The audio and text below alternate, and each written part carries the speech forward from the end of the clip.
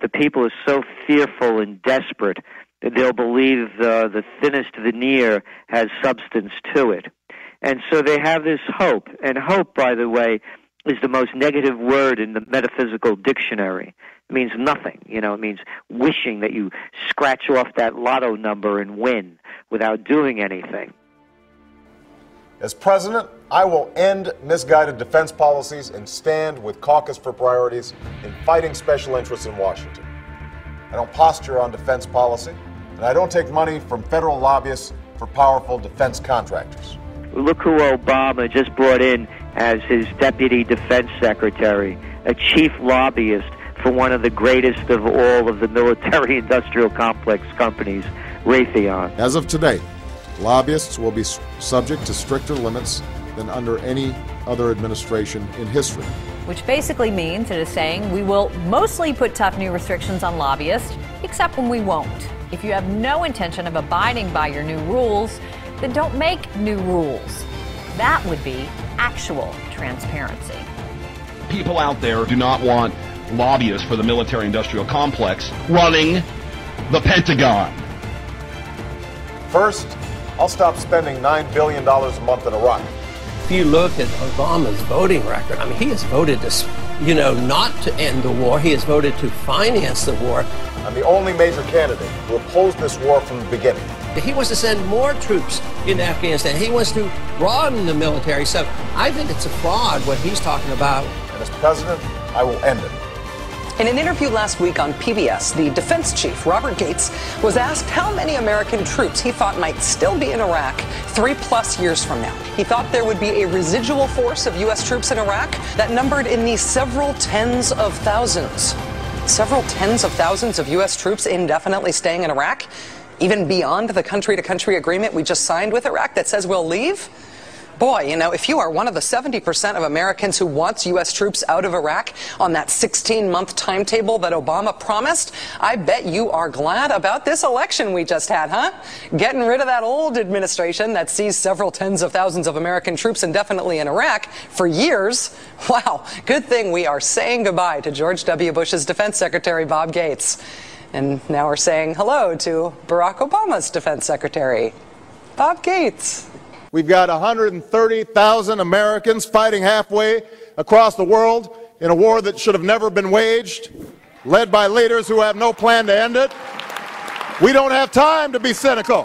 The U.S. may try to get around the just signed requirement that U.S. combat troops be out of Iraqi cities by June of next year by massaging the meaning of the word combat. You ready? Quote, military planners are now quietly acknowledging that many troops will stay behind as renamed trainers and advisors in what are effectively combat roles. In other words, they will still be engaged in combat, just called something else. We don't have time to be cynical. We don't have time. So, Iraq withdrawal? Not really a withdrawal. And as for Afghanistan, well, there's not even a semantic pretense of withdrawal plans there. A massive U.S. troop buildup is in the works, according to the Associated Press today. Quote, all told, the U.S. could nearly double its troop levels there to as many as 60,000, sending up to 4 combat brigades and thousands of support forces within the next year. I don't switch positions or make promises that can't be kept. Iran, Cuba, Venezuela, these countries are tiny compared to the Soviet Union. They don't pose a serious threat to us. Iran, they spend 1/100th of what we spend on the military. I mean, if Iran ever tried to pose a serious threat to us, they wouldn't stand a chance. Iran is a grave threat. It has an illicit nuclear program. It supports terrorism across the regions and militias in Iraq. It threatens Israel's existence. So let's recap here. Not withdrawal in Iraq, potentially doubling forces in Afghanistan. Oh, and there's also that escalating as yet undeclared war in Pakistan, where officials claim another U.S. drone killed at least 7 people today.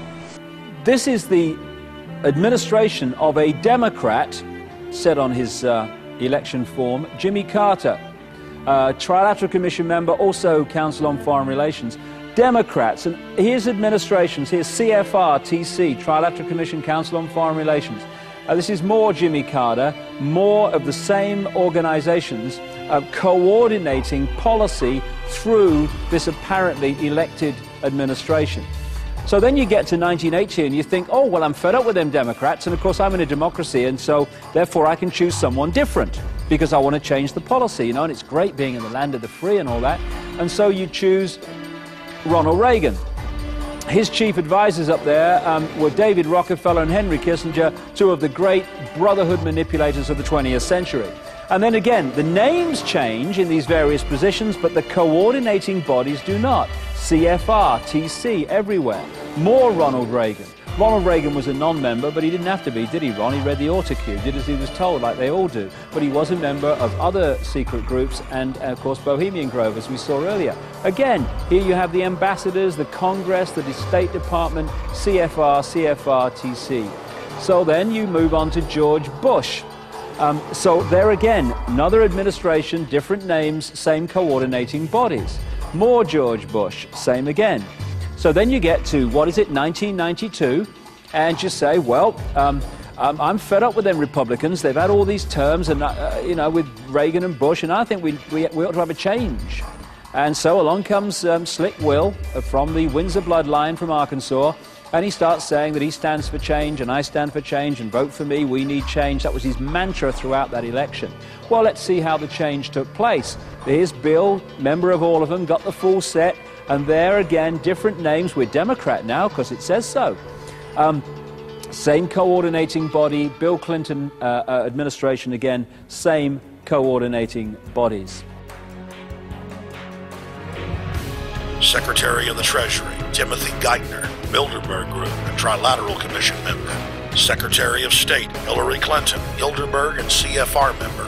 Ambassador to the United Nations, Susan Rice, Trilateral Commission. National Security Advisor General James L. Jones, Bilderberg, Trilateral Commission, and CFR. Deputy National Security Advisor Thomas Donilon, Trilateral Commission, CFR. Special State Department Envoy Henry Kissinger, Bilderberg Group, Trilateral Commission, and CFR. Chairman, Economic Recovery Committee, Paul Volcker, Bilderberg Group, Trilateral Commission, Council on Foreign Relations. Director of National Intelligence, Admiral Dennis C. Blair, Bilderberg Group, Trilateral Commission, CFR. Secretary of Defense Robert Gates, Bilderberg Group, Trilateral Commission, CFR. Deputy Secretary of State, James Steinberg, Bilderberg Group, Trilateral Commission, CFR. State Department Special Envoy, Richard Haas, Bilderberg Group, Trilateral Commission, and President of the CFR. Obama Presidential Advisor Alan Greenspan, Bilderberg Group, Trilateral Commission, CFR. State Department Special Envoy Richard C. Holbrooke, Bilderberg, Trilateral, CFR. And the list goes on and on. Change means nothing. It's just a word, and it's a cliche. And just to repeat it has no meaning. What are you going to change? And I would argue, you offer no change. When the Messiah speaks, the youth will hear. And yea, as he grew, the child walked in the path of righteousness, with only the occasional detour into the odd weed and a little blow. When he was 12 years old, they found him in the temple in the city of Chicago, arguing the finer points of community organization with the prophet Jeremiah and the elders. Thank you. He traveled fleet of foot and light of camel, with a small retinue that consisted only of his loyal disciples from the tribe of the Media. Now you listen here. He's not the Messiah. He's a very naughty boy. Sorry ass motherfucker got nothing on me, right? Nothing.